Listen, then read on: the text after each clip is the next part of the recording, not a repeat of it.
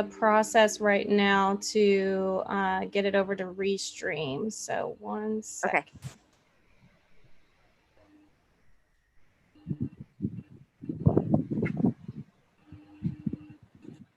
So this is Zoom going into Facebook? Going into Restream, which then sends it out to YouTube.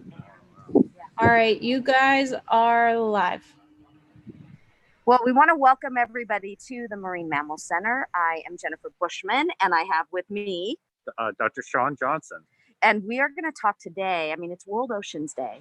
And so we wanted to talk about all of the things that are happening here. And for those people that don't know about the Marine Mammal Center, we also have John Warner. And John is giving us the overall view of all of the work that's going on here right now with the animals. So, John, did you want to talk about this and come switch and talk to us about what the overview of the center, and then we'll get started? Or should we just... Sure. Sean, I'm going to hand this to you. All right.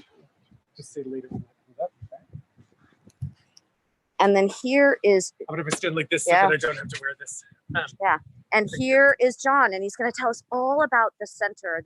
I'm on the board. John also has brought me as part of this, and the work that's happening here is so important. I mean, I think, John, the thing is that it affects so much of not just the oceans, but our food system, all sorts of things. So tell us about the center. Yeah, so one, happy World Oceans Day, and thanks for inviting us into your Facebook screen today. We're at the Marine Mammal Center, which is located in Sausalito, California, just north of San Francisco on the Golden Gate Bridge. It's the largest marine mammal hospital in the world. Our mission is to advance global ocean conservation through marine mammal rescue, rehabilitation, science, research, and education. So we have a full focused mission that starts with the patients that you're seeing on your screen that are in these pens with pools. So these are all animals that have been rescued somewhere along the California coast. We have authorization from NOAA for 600 miles of the California coast, as well as Hawaii for the endangered Hawaiian monk seal.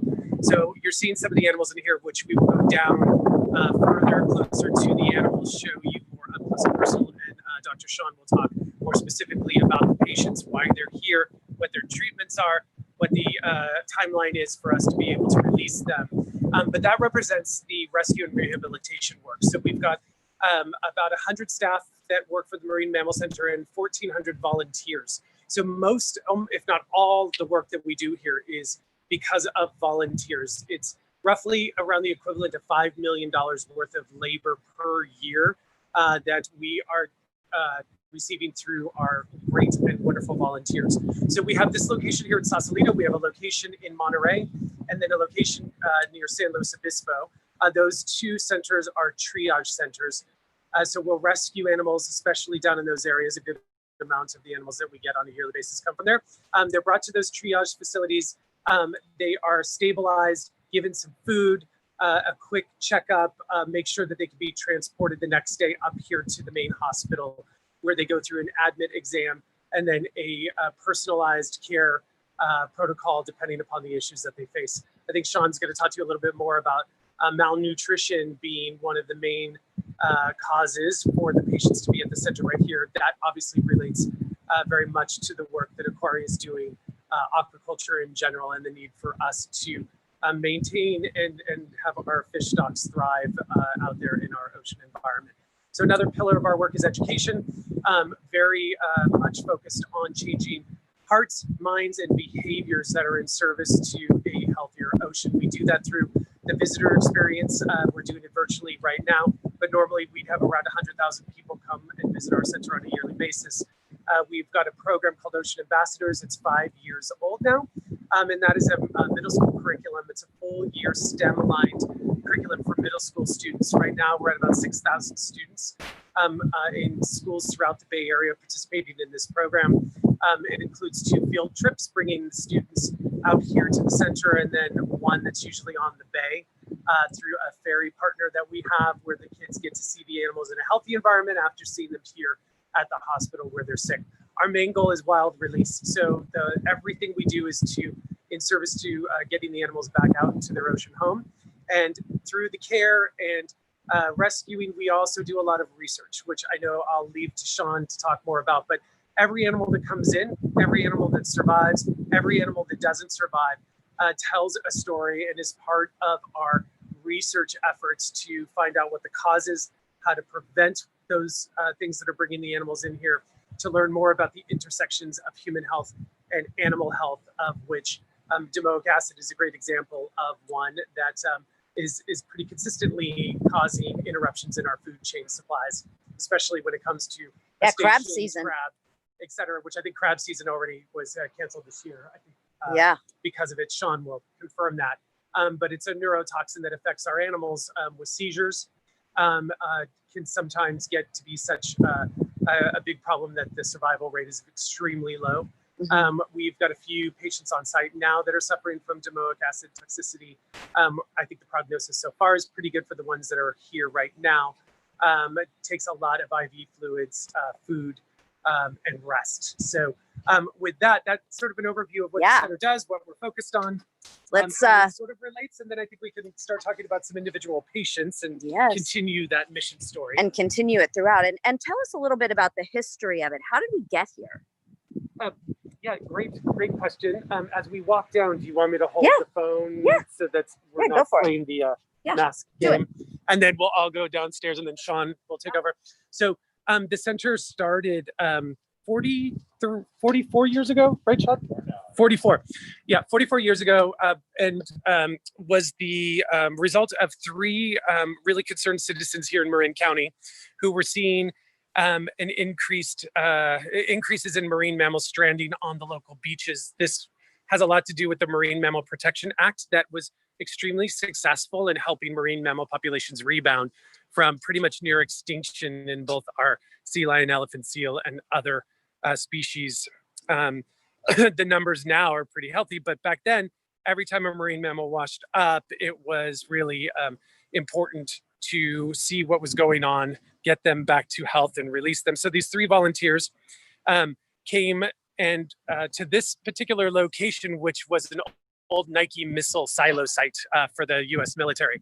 It had been abandoned, and they sort of squatted and took it over. There were some dog kennels on the other side that aren't there anymore that were perfect for housing a marine mammal who then couldn't escape and run away.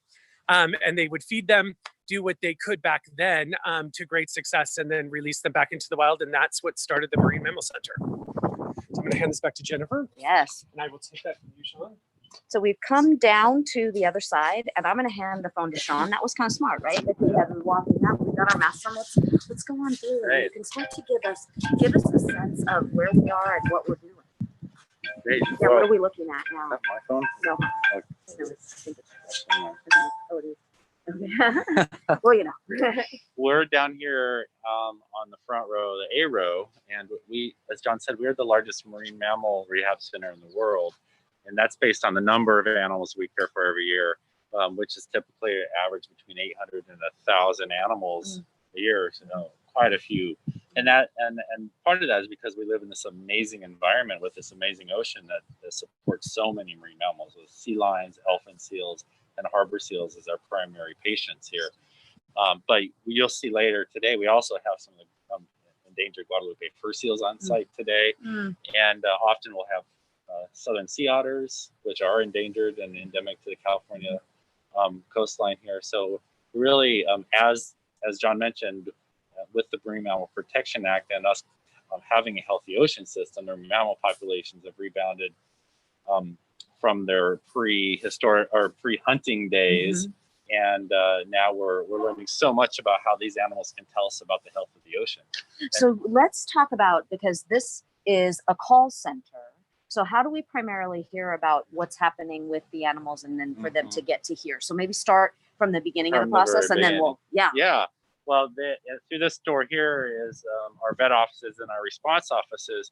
And we have a stranding hotline, and we have a team of people that work in there like a 911 call center, and they take calls from the public or from lifeguards or park rangers, and any marine mammal that washes up on a beach that looks like it needs help, they call us, all the way from Fort Bragg down to San Luis Obispo, over 600 miles of California coastline. And then we have teams that go out and assess the animals and make sure if they need any help, and we'll rescue them and bring them here to our facility. Eventually, they'll get here to our facility in Sausalito, and where they'll get a full veterinary exam. And we have 4 veterinarians and a whole bunch of veterinary technicians and other support staff and a laboratory. So we're a fully equipped vet hospital here where we can provide like world-class care for marine mammals. So it's pretty amazing. It is, and all of the research that goes on too. So the idea that it's a localized organization is really not the case. I mean, there are scientists that come from all over the world that learn about all of the different things that you find out that's really happening in our oceans through the eyes, through the bodies, really, of these marine mammals. I mean, research is one of our core legs of our mission here. It isn't just that we want to help the individual animal, but we want to learn about the populations as a whole. And we learn so much about the ocean and ocean health through these marine mammals. You know, cancer being caused by pollutants, or which is such a big deal. You would never have thought that now these animals are coming in with different types of cancer as a result of PCBs and other things. That are in the water. I mean, California sea lions have the highest prevalence of proportion of cancer of any wild species in the whole world, and that's I know, and our research has shown that's because the animals that have the cancer have higher levels of pollutants. They also have a viral infection, but we think that the pollutants are what allows that virus to allow the cancer to start. So it's very relevant to human health, ocean health, and the individual health of each one of these animals, and the health of our food system. So we've got this call center here and some of your offices, and that we get roughly 10 to 15,000 calls a year. Wow. That we have can to. You imagine 10 to 15,000 calls a year, and you go out. We go out and look at the animals probably about 9,000 times, and we end up bringing in about 1,000 of those animals that we assess. And during this time with Corona, I know that everything's been really well managed with the volunteers, but let's talk about, because people weren't out on the beaches, just really quickly, let's talk about who was finding the animals. There was a lot of concern about that during this time. It was. We did have a decrease in the number of calls because there was less people on the beaches, but our partners at state parks and at the national parks, we're still out on the beaches patrolling, and we're still calling us and allowing us access to the beaches, even though the parking lots were closed. And we had to follow all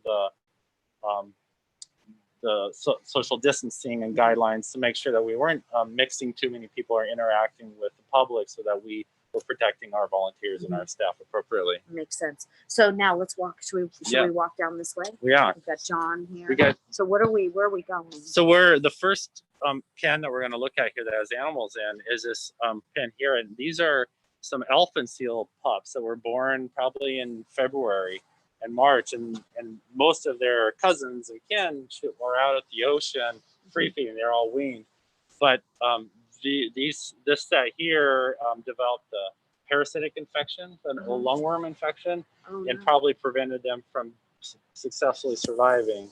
And they stranded on the beaches. They weren't eating. They're very, very malnourished, and they're being treated for their lungworm. We can get up here a little bit closer. You can see them there, and you can see that they should be 3 times as big as they are here for that age. For this age, and they're being. This parasite, we can slowly treat it, and it takes a while for their body to clear it, and the immune reaction that I get from that is rather severe. Tell me then explain to everyone how they're fed and what the care of them is as they're at this stage. Well, we have a team of volunteers, animal care volunteers, that come in and feed them appropriately. These guys aren't eating yet, so they're being mostly tube fed. Tube fed. So what is that process? Well, that's we take herring. And this is the part where I'm like, we're all about the food, but so we've got fish that's coming in. Yeah, we get fish from sustainable fisheries. MSC certified fisheries. In Alaska, and we grind it up. We add some salmon oil. So imagine a fish milkshake. Yeah, and some water and electrolytes, some minerals, and then we put it in a big syringe, pass the tube down into the stomach of the animal, and then push the food in. And then pull the tube out, and that provides them the nourishment that they need while they're healing. And then when they get a little healthier and stronger, they'll start eating the herring themselves whole. So do they have to learn how to eat? Is it a transition between the tube feeding to the whole fish? Yeah, with the elephant seals, they're young, and they would learn this process in the wild, like Right. by trial and error, trying to catch different fish and how do you swallow, because Mhm. their moms. Oh, this is the fish kitchen. So Oh John's yeah, in the fish kitchen John's right in the now. fish kitchen. Yay. There's He's some looking of at the fish milkshakes. that's the fish mash there. Yeah, or mash. Yeah. Yeah, fish milkshakes and I and have all been in the there equipment. cleaning the dishes all and, the equipment. and all of the equipment. Yeah, and it takes a team of 10 to 20 people, of volunteers, to come in and do this every single day. Mhm. And animals get tube fed 3 to 4 times a day.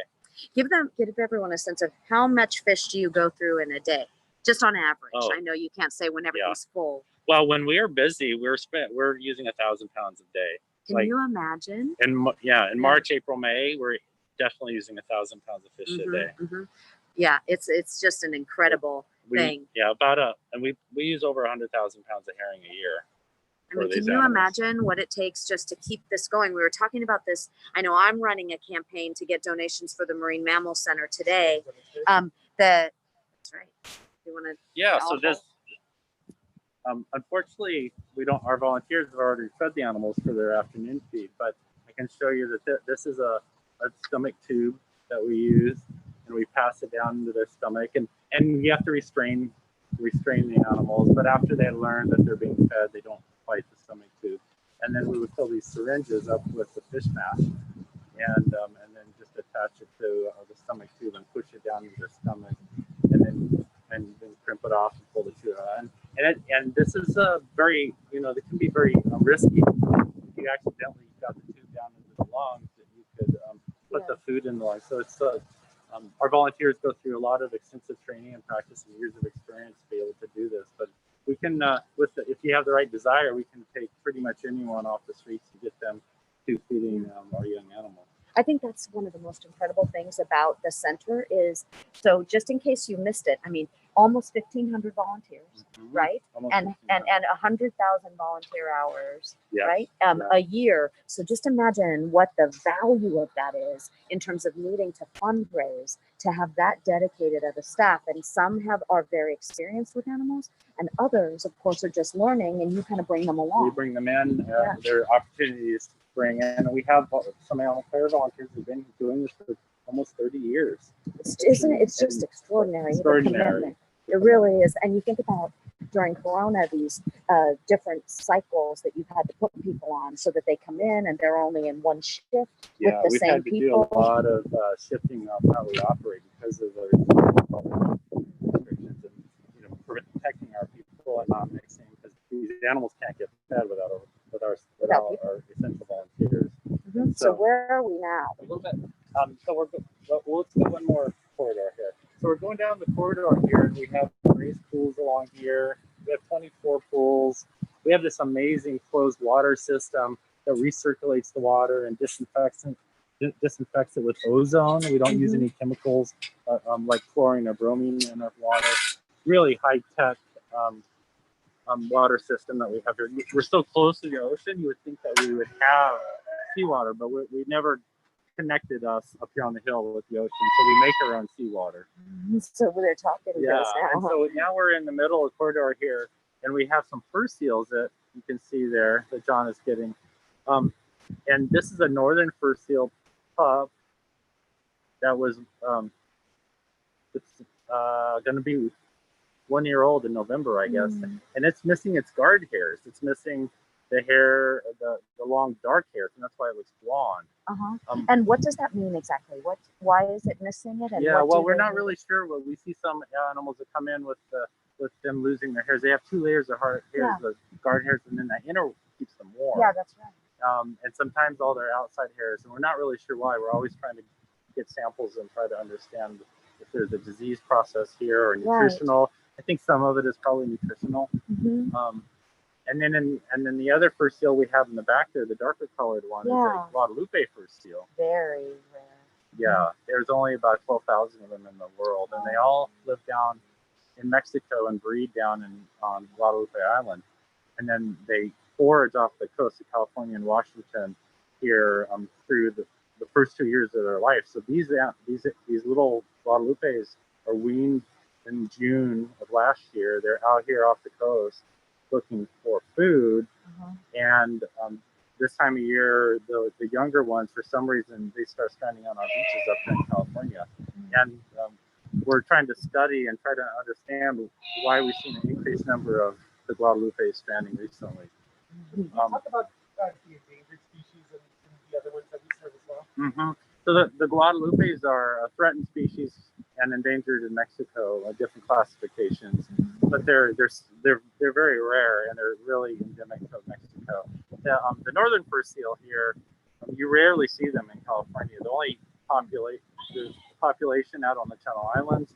There's a population on the Farallones, and a very large population up in Alaska on the Pribilof Islands. And they're pelagic. You would never see a fur seal like haul out a Pier 39 or something like that. And that's the great thing about all these different species. They tell us about different parts of the ocean. Right. You know, the sea otters are right along the coast, so if there's an issue with the environment there, we see problems with sea otters like toxoplasmosis or parasites. And if we're seeing problems way out in the deep pelagic, then we start seeing increased numbers of stranding of fur seals. So that could be with the fur seals, it's like the warm water, far off coast. You know, we might not feel it here, but if it's impacting the fish populations far off the shelf there, then the fur seals are going to have issues. So much of this, when we talk about the fish population, which is part of what we're involved in with Quarry Arctic and trying to create this balance in the oceans and what's demanded as we see these fisheries move.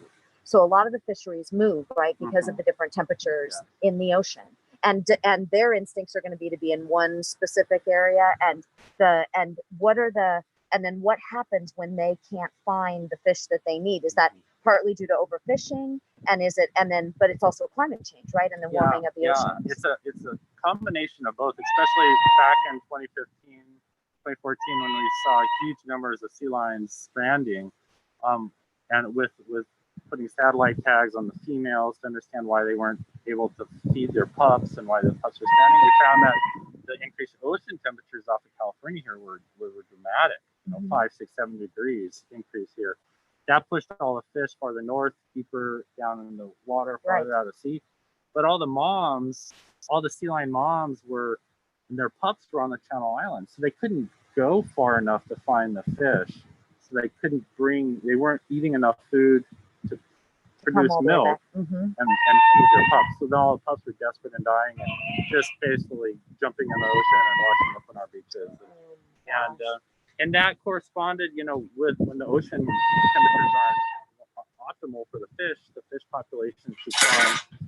And it showed that if you don't adjust the fishing pressure on those populations, then you're going to have overfishing too, because the fish can't rebound. That's right. So all of these things are also, are affected by consumption and the way in which we use these resources. Yeah. So I think that kind of that connection, right? Because people really feel a lot of connection when it comes to what their fish and seafood choices can be and what they buy and what they support, because all of that has an effect up the food chain. Oh, all the way up.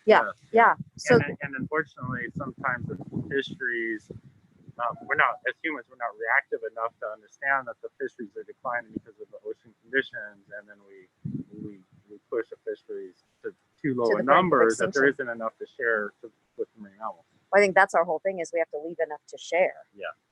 So how long on average then, how long will they be here? Most of our animals are here about 4 to 6 weeks, depending on if they're malnutrition. We feed them this high calorie herring. Yeah, and then when they hit healthy weight, release weight, then we'll take them out and release them here, just off the coast here. And all these species, even though we rescue from a very large area, all of them all migrate up and down, and we can release them. Most of them right here from Point Reyes, and they can find their way. Oh, that's such good news. So how does that work? The release? We'll do a release exam, make sure they're healthy with our veterinary staff, and they have enough weight where we feel comfortable that they have enough energy that can make it to their feeding grounds and start foraging. And then we'll often either take them down here to Rodeo Beach, which is just right here. That's so a lot of the releases go down there. Or we'll drive them up to Point Reyes National Seashore and release them up in the national park there, where there's some beaches that are protected or have less traffic from people, and the animals can take time to assimilate from from being fed 3 times a day Right. to being released out in the wild. But that's why you're so careful about human interaction. So I wanted to talk to you about this because we didn't, you know, I know that the volunteers come in obviously for their own safety and protecting the animals. So we should take a look at this because we don't get to see them come in, but these boards are really these are super our boards important. that we use, and these are wild animals. So even though they're small, they will try to protect themselves. They will bite you. So anytime we're interacting with the animals, we always have a protection between us and them, and protect ourselves, but also to create a barrier so that they don't become too habituated to us, and they understand that we're trying to not to make friends with them. We don't talk around them. We don't talk to them. Right. And we keep our voices down. And you know, we're really, our ultimate goal is to release them so that they'll be a successful part of the ecosystem. And over on this side, I don't know, John, if you showed, but these are the difference. This is a sea lion. These sea lions are pups that have been weaned along the coast here and have had different issues that have caused them to strand, such as pneumonia or one of them had a large abscess, some kind of infection. And amazingly, these sea lions are all born around June 15th every year, all together. Right. And so they're all going to have a birthday next week. So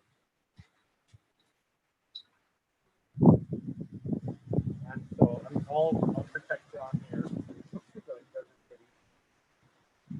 But so you can see that they're underweight as well. You'll notice some of them have marks on them. And the elephant seals have little hat tags. And Yeah, they have talk about the hat tags. Yeah, talk about that. The hat tags is something that was developed many years ago for our volunteers to identify the animals, because if you have to give one of them a medication, you have to know which is which. And if you have a bunch of them, they're all looking up at you. It's hard to tell the difference. To tell. A mom with twins. Yeah, Identical they all twins. look very similar. And so we've developed different ways to identify them. And most recently, we've come up with the hat tags that you'll see here a little bit farther. They're 3D printed, biodegradable. And it's resin. just a surgical glue, right? It's just a surgical glue that goes on their hair. And then when they're released, it comes. When they're released and they molt in the fall, this comes off and it'll biodegrade in the ocean. So, oh my gosh, every single thing. Thinking about all of those pieces. It is. Yeah, we've gone through different. It's taken us a long time to get to this point to develop the best hat tag, but we're really always striving to be as eco-friendly as possible. Well, of course, and everybody worries about that it hurts them, and it doesn't hurt them at all. Yeah. Well, we're gonna walk down here and just see a group of elephant seals that are gonna be released. Some of them will be released on Thursday. Yeah. So this is such a great kind of where they started versus what we're looking for them to be able to get to release. Yeah, right in front of us there. And see, we have everybody's here. These are northern? No, these are Guadalupe's. We only have the one northern on site right now. Some more Guadalupe's. This is our season for Guadalupe fur seals. Everybody loves them. They look so sweet, and they can be very vicious. They're very vicious. Yes. Our fur seals are very, they're little bundles of love. Yeah, they'll love you to death. Yeah. They will bite you as they have a chance. Yeah, exactly. So that's the one thing I wanted to ask you about, which is when someone sees one of these animals on the beach, you have a very specific training. It's a public service out there talking about what to do when you see an animal, because they can look cute. They can look cute, and of course, when you see an animal that's on the beach and it's in distress, you want to help it. But even if they are wild animals, and we do a lot of training, we do public service announcements in the area to remind people that they're wild. They could have diseases that you could get, and to really keep your distance, take pictures, send us the photos. We'll get out with our team who have boards and gloves and are protected and decide if that animal needs to be rescued or not. And so it's a really important part of our public service that we do to protect people and protect the animals. That's right. But, well, and I mean, we've seen them come in, and humans certainly are also part of the problem, besides just what we're doing in the ocean. Gunshots, some of them have been hurt or injured by humans as well. So can you talk about that a Yeah, little bit? that's you're correct. We see about 8 to 10% of our animals every year that have had some type of human interaction, such as gunshot, entanglement in fishing gear, or entanglement in trash, just ocean trash. They're playful animals. They like to play with things. We get toilet bowl lids stuck around their head, and, you know. So, you know, those are always really disheartening to see that when we see animals that are here because of actions taken by humans. Yes. And you know, we try to do our best to educate as many people as we can about not interacting with animals. Shooting at them is not the way to keep them away from your fishing gear. Well, and that's one of the things that we've been concerned about as well is the explosives that sometimes the fishermen use. Yeah, Right, and that's some of that's legal. Yeah, Is that right? there it is. There are fishermen are allowed to use certain devices to scare the animals away from their fishing nets when they're fishing. One of them is called a Seawall. It's like a big firecracker that they can toss out at the animals. And unfortunately, occasionally, and we don't know if it's purposely or not, but it's too close to the animal, and they it'll damage them. It'll explode in their face and burn them, pop their eyes out, cause really severe damage. Those are really devastating. Yeah. And I also wanted to talk to you a little bit about, I know we're getting some great shots here. Maybe we finish here because we're getting ready to release these guys, and then I'll ask you about the whales. Okay. Yeah. Well, these are some elfin seals here that you can see. Hi guys. That are just in here eating and enjoying their little their time here in our deep water pool. This is our what we would call a finishing pool, so they have to dive a little bit deeper to find their food. The hat tags there, the hat obvious tags, now. You can see them. The hat tags that we use, and I think 4 of these guys have reached release weight and will be released down on Rodeo Beach on Thursday. And how big are they now? Our minimum release weight is 50 kilos, so about 110 pounds. Oh my goodness. But Size of Jen. Their release weight is the size of Jen. Yeah. And they, they're fat. When they start eating, they can gain, 8 kilos in a week if we give them enough food. Wow. They're and at this point, the food just gets thrown into the pool and. Yeah. At this point, these animals are not being treated for any diseases. They're just being we're making sure that we give them enough food so they can develop enough fat and energy to survive out there on their own. Fantastic. Yeah, we can head down, and actually, as we walk down here, you'll see we're going to walk by our oil spill response area and our expanding response area. You'll see some of our trucks and vans. Yeah, that's great. Where we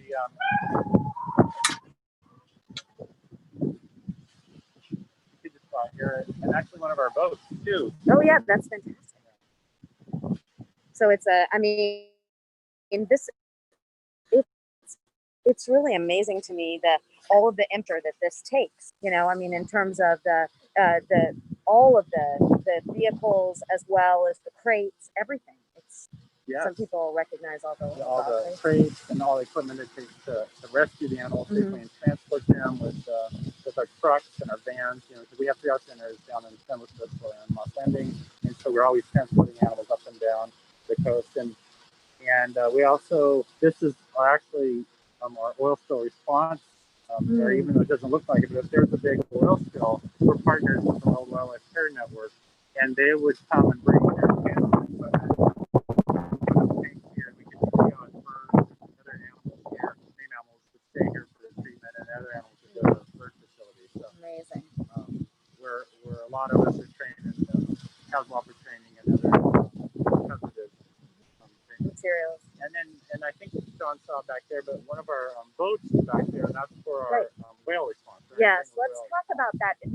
Let's talk about entangled, and let's also talk about the whales that you find that are in distress and dying, and the necropsy process, because you're the only center in the world that does necropsies consistently from any of the whales that are found, correct? Yeah, let's start with that. This past year, there was an unusual mortality event in the gray whales. The gray whales that migrate from Mexico to Alaska and back every year. And they go by every season. We have festivals and we celebrate.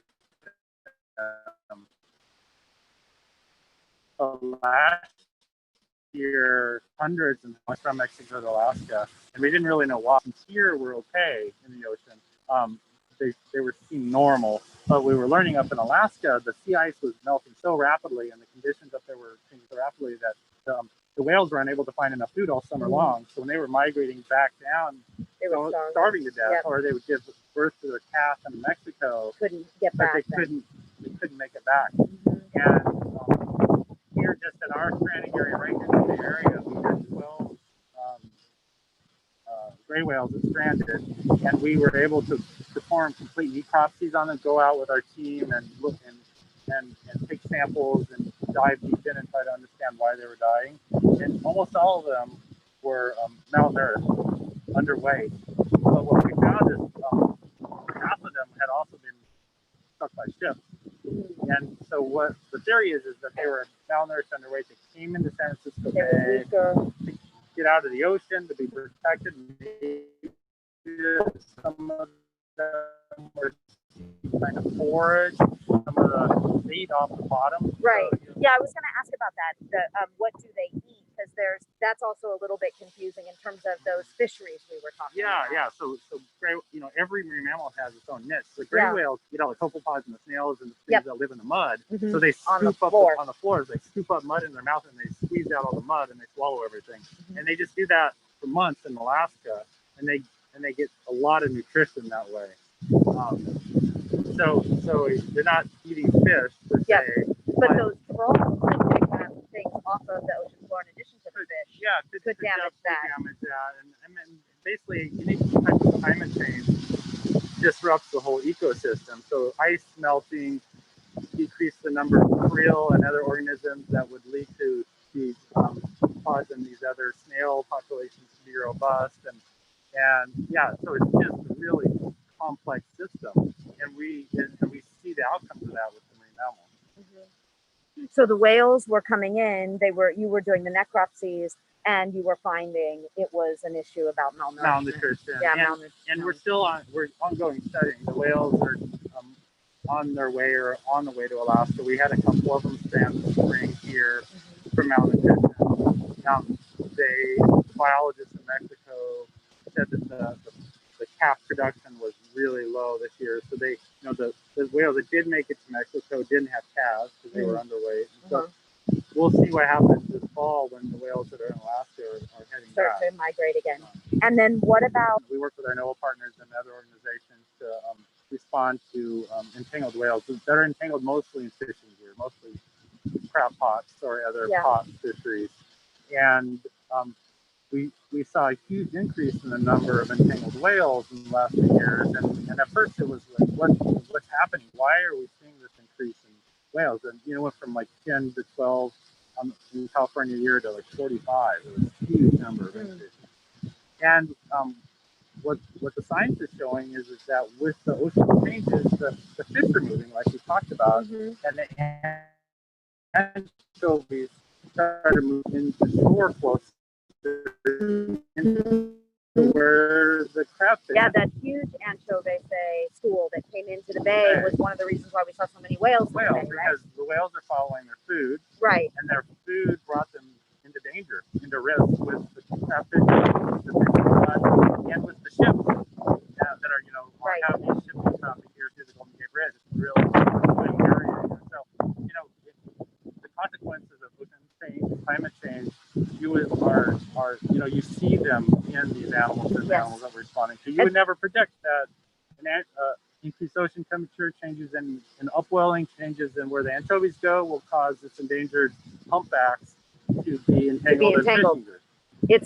Every single thing is connected together, and I think that's the whole point of the work that's being done here. So if you can imagine, we're trying to help you kind of connect the dots with what happens at home, from the fish and seafood that you buy to even something as simple as a fishery moving, which it doesn't have to be a depleted fishery, but just the very fact that it moves and changes means that we're here dealing with a different issue. For example, the education about with some of those boaters that were in the bay that weren't used to obviously needing to watch out for them.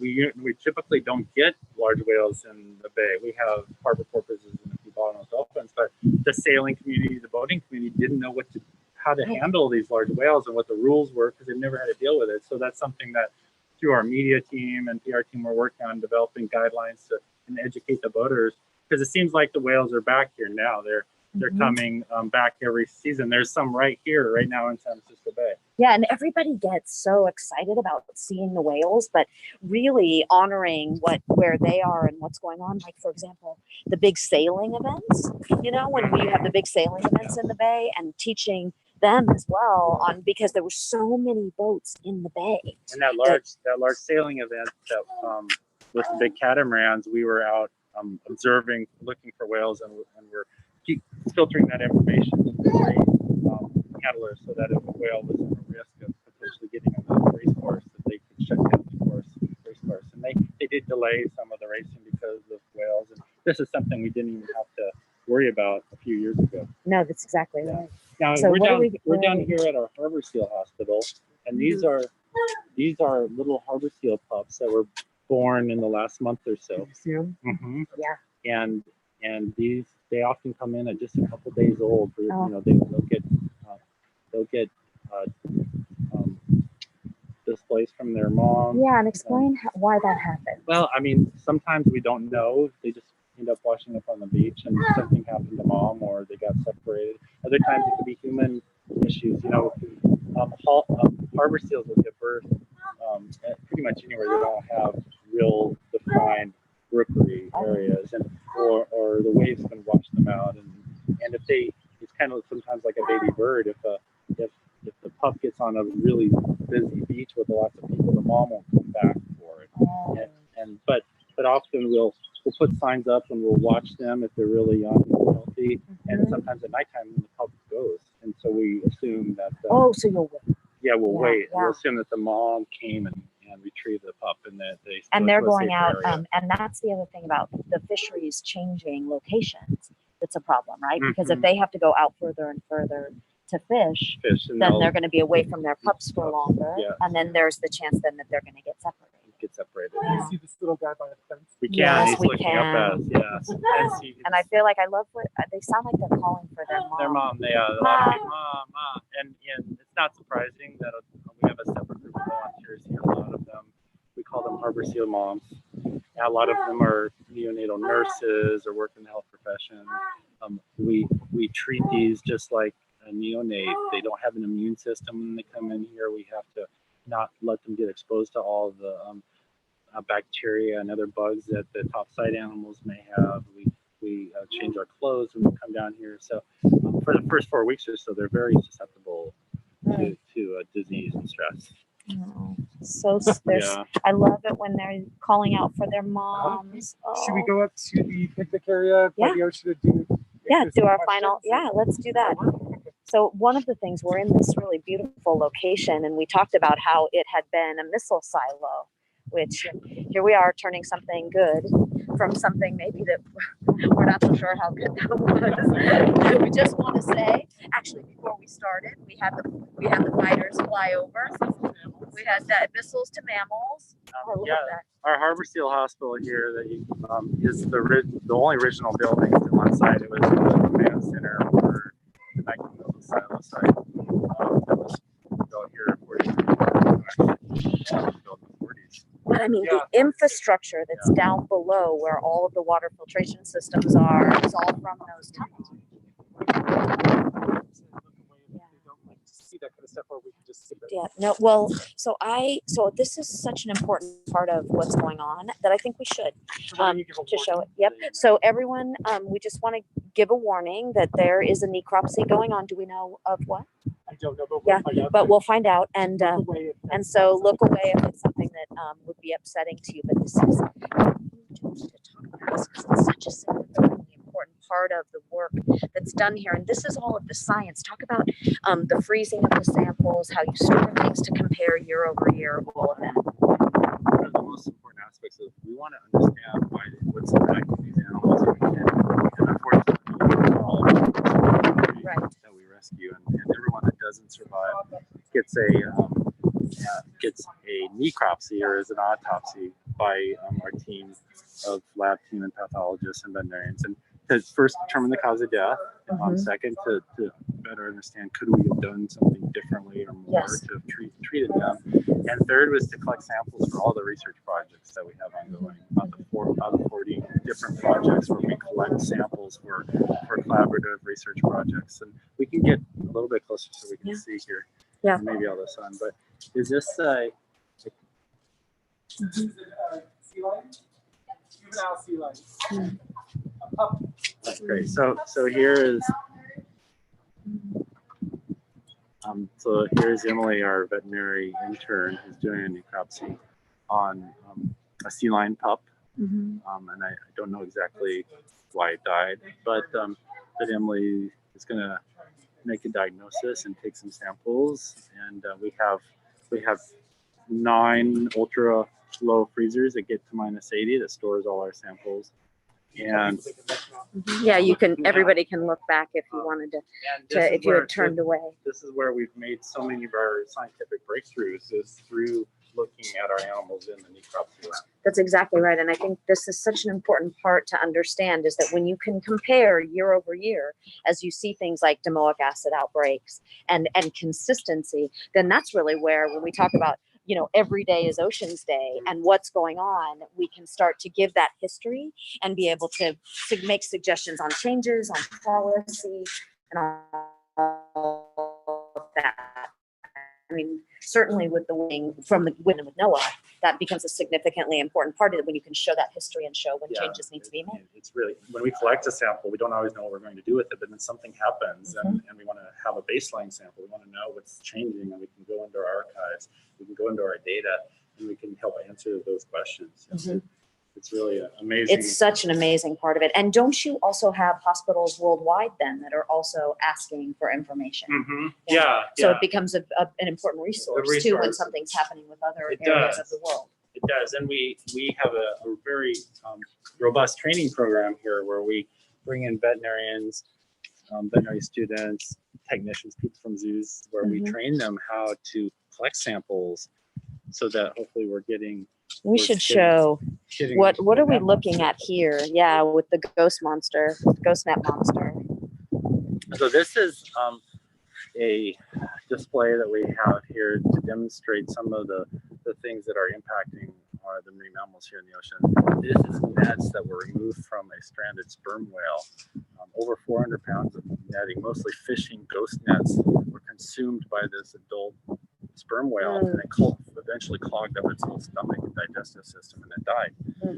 And this is, you know, as the nets are floating around, they get a bunch of fish, and they have little ecosystems, and sometimes the whales will come up and just eat the whole system, which includes the net, but they also got some fish in it, and they can't digest it. They can't digest it or get it out, and it's really unfortunate.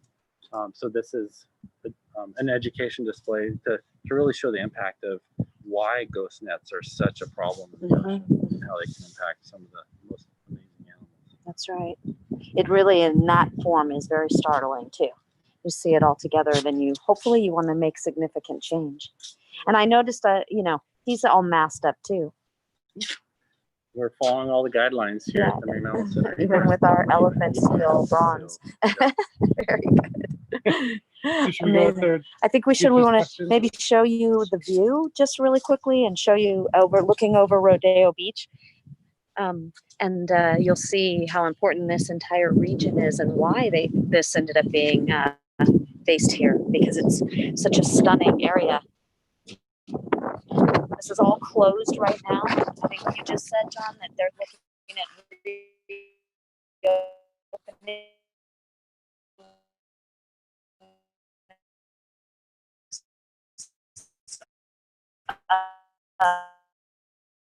Next week. This is part of we're lucky enough to have harvested from the military base that it used to be. So they keep it so safe. But it's a wonderful place to. And as we're leaving, and then a lot of animals do get released right on that beach. I think 7 were released today, right, Sean? Right down there at Rodeo Beach here in the headlands. And right before the crisis, Keanu Reeves was down there filming the next Matrix movie. Yes. We were very excited about that. Jennifer was more excited. I was very excited. I do. Because it was like they made it all All of look a like sudden, it was marine a mammals are not the foreign focus as soon as planet. this view comes I in. know. So let's so Jeanette, if you want to pop back on with us, I know you did we have any questions? Can you tell us if we did, and if not, then we'll wrap up. Yeah, no questions so far, but I'm sure some will come up. And if they do, we'll be sure to direct them to you guys at the Marine Mammal Center. Amazing. So first and foremost, it costs a lot to feed the animals. So where can they go to be able to make a donation if they're so inspired? Well, you could text OCEAN to 41444. I think it's on our sign right there. Yeah.